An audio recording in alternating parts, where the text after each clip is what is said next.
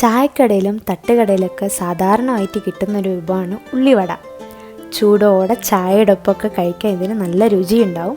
പിന്നെ വളരെ എളുപ്പത്തിലും തയ്യാറാക്കാനും പറ്റും.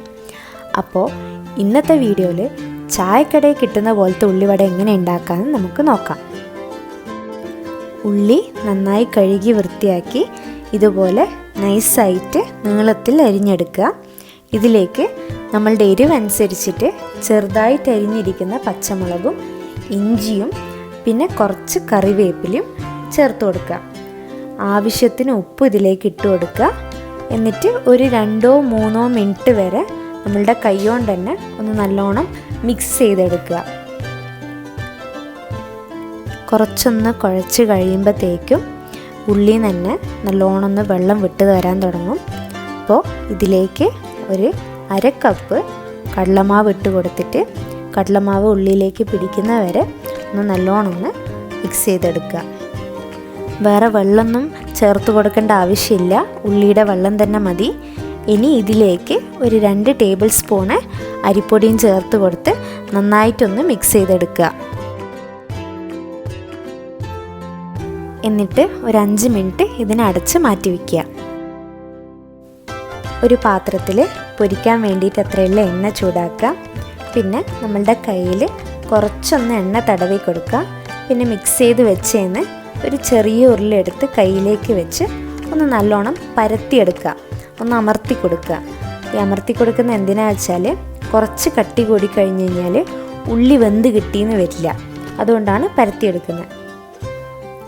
എണ്ണയൊന്ന് നല്ലോണം ചൂടായിട്ട് വരുമ്പോൾ നമ്മൾ കയ്യിൽ പരത്തി വെച്ചിരിക്കുന്നത് എണ്ണയിലേക്ക് ഇട്ട് നല്ലോണം ഒന്ന് ഫ്രൈ ചെയ്തെടുക്കുക.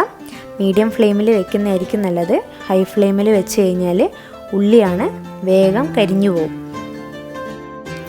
എണ്ണ നല്ല ചൂടാണെങ്കിൽ ഇതുപോലെ നമ്മൾ ഇട്ട ഉടനെ തന്നെ മേലോട്ടേക്ക് പൊന്തി വരും. പിന്നെ ഒരു ലൈറ്റ് ബ്രൗൺ കളറാകുമ്പോഴത്തേക്കും ഒന്ന് അങ്ങോട്ടും ഇങ്ങോട്ടൊന്ന് മറിച്ചിട്ടെടുക്കുക. നമ്മൾ മിക്സ് ചെയ്ത് കൊടുക്കുമ്പോൾ ഉള്ളിൽ നിന്ന് വെള്ളം വരുമെന്ന് പറഞ്ഞു. അപ്പോൾ അതിനനുസരിച്ചിട്ട് നമ്മൾ മാവ് ഇട്ട് കൊടുക്കുക. കാരണം വെള്ളം കൂടിക്കഴിഞ്ഞ് കഴിഞ്ഞാൽ ഇതുപോലെ ഷേപ്പ് കിട്ടില്ല, വിട്ട് വരും. വടയുടെ 2 സൈഡും ഗോൾഡൻ കളർ ആവണ വരെ നല്ലോണം ഫ്രൈ ചെയ്തെടുക്കണം. ഇപ്പോൾ ഉള്ളിവട നല്ലോണം ക്രിസ്പി ആയിട്ടുണ്ട്, കളറൊക്കെ മാറി ഒരു ഗോൾഡൻ ബ്രൗൺ കളറായിട്ടുണ്ട്. ഇനി ഇതിൽ നിന്നെടുത്ത് എണ്ണ പോകാൻ വേണ്ടിയിട്ട് വേറൊരു പാത്രത്തിലേക്ക് മാറ്റി വയ്ക്കുക. ബാക്കിയുള്ള മാവും ഇതേപോലെ തന്നെ എണ്ണയിലോട്ടിട്ട് ഒരു ഗോൾഡൻ കളർ ആവുന്ന വരെ നല്ലോണം ഒന്ന് ഫ്രൈ ചെയ്തെടുക്കുക. ഉള്ളിവട ചൂടോടെയാണ് കഴിക്കേണ്ടത്. പിന്നെ വൈകുന്നേരത്തെ ചായൻ്റെ ഒപ്പമൊക്കെ ആണെങ്കിൽ ഇനിയും ടേസ്റ്റ് ഉണ്ടാവും. അങ്ങനെ ചായക്കടയിൽ കിട്ടുന്ന പോലെയുള്ള ഉള്ളിവട തയ്യാറായിട്ടുണ്ട്. വളരെ എളുപ്പത്തിൽ ഉണ്ടാക്കാൻ പറ്റും. എല്ലാവരും ഒന്ന് ട്രൈ ചെയ്ത് നോക്കുക.